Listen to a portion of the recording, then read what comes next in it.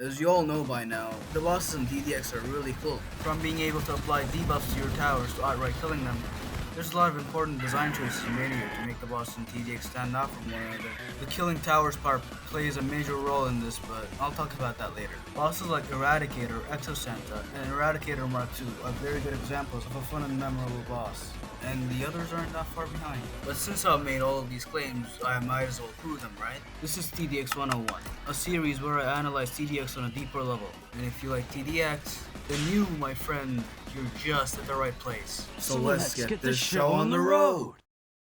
So, what makes a boss fun? No. What actually makes a boss fun to fight? The answer is quite simple, really. When designing a boss, you should take into account how fair it is to go up against the boss.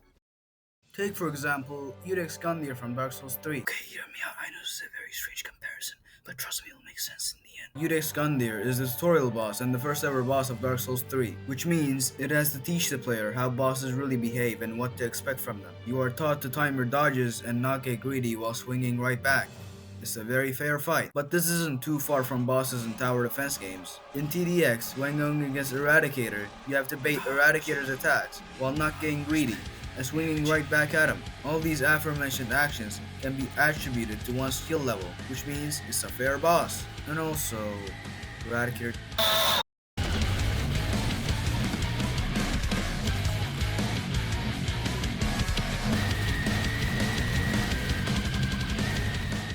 Anyway, remember when I said the killing mechanic was important in making TDX bosses stand out? Well, this is the part where we talk about it. In this game, towers have a set health bar which can be decreased by almost all of the major bosses. If the health runs out, the tower is deleted from existence. Simple enough, right? But the reason this is extremely crucial when designing a boss is because the boss can outright kill the very defense that you set up to defeat them. This goes against the usual philosophy of bosses in tower defense games, in which bosses are extremely tanky enemies, few of which can temporarily disable a tower. But with this added killing mechanic, you have to be thoughtful of what you spend your money on, or use strategies that benefit a playstyle that can preserve that tower that is helping you. So, why don't we just bait it? Well...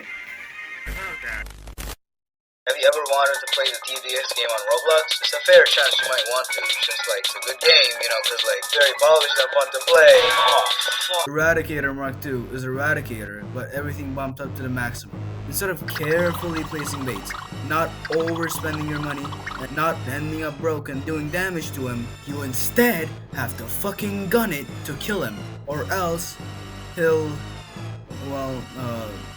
do this. The bosses in this game really do stand out, huh? 1 second you're fighting a hunk of metal capable of murdering your men, and the next second you're fighting a hunk of metal that can commit mass genocide? Thank you, TDX, very cool. But don't be afraid, despite how it looks, you do have a chance to beat this guy. The strategy is to kill him as fast as possible. Yeah, as stupid as it sounds, if you do not kill him as fast as you possibly can, you will not win. Oh yeah, remember how you have to carefully plan your next buy in Eradicator and place calculated baits? That's thrown all out of the window with this piece of shit because he literally kills everything in an instant. And worst of all, you will probably just lose if you don't have Railgunner anyway. Because since Eradicator MK2 has a massive HP pool of 280k, it's not very easy to rush him down without reliable burst damage. So towers like Juggernaut suffer a lot since it's a damage per second tower. With that out of the way, why don't we take a look at another boss? A better designed one if I had to say too. The Exo Santa. Exo Santa is a 580k HP boss that always kills your most expensive towers and occasionally summons strong enemies. The reason I like Exo Santa is because he gives you a fighting chance. Despite having basically double the HP of Eradicator MK2, he doesn't just insta-delete all of your towers in a second. Instead, he hits one tower at a time with heavy damage. But by now, you should know to sell your weak towers and replace them to not have them die. The enemy summon can be troublesome, but it's nowhere near as bad as what Eradicator MK2 does. Exo Santa is also very rewarding to beat, as you get a very awesome looking, not really, artillery skin, while you only get cash for beating expert. Though, I do have to say, Eradicator's death animation is a lot more satisfying to witness. So, what now? We've gone over pretty much every single boss this game has to offer. What now? What can I possibly talk about? Yep, that's right. We still have the Plague Doctor from Easy Mode. In my honest opinion, this guy's really underrated. For a beginner boss, he's extremely well designed and teaches the players basics in a very tame and fun way. He even comes back on Elite as a harder enemy. You can also kill your towers. And I know, I haven't said much about this, but bosses in this game just have a really badass feel to them.